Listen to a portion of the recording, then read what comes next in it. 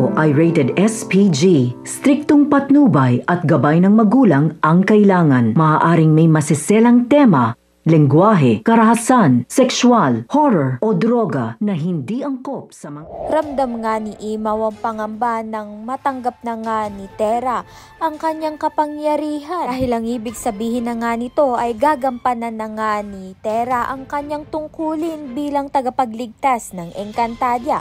Kaya naman nga't dumating itong si Perena upang samahan itong si Tera pabalik sa Encantadia.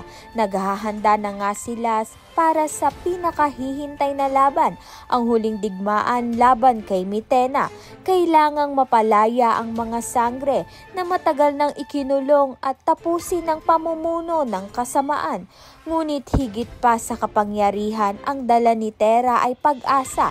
Siya nga ang magiging susi sa pagbabalik ng liwanag sa Encantadia, ang tagapagligtas na hinihintay ng lahat. Sa kabilang banda naman nga sa mundo ng mga mortal, dahil ginagamit nga ni Tera sa kabutihan ng tinatago nga niyang kapangyarihan, dahil handa nga itong si Tera na tumulong sa mga naaapi. Dahil dito unti-unti nga siyang minahal ng mga tao at binansagan pa nga siya bilang tagapagligtas, isang simbolo ng pag-asa sa gitna ng kaguluhan. Mas lalo ngang lumalakas itong si Tera dahil may puso nga siyang handang maglingkod kahit kanino, kahit walang kapalit. Kaya naman nga't mas lalo nga siyang pinapalakas ng kalikasan.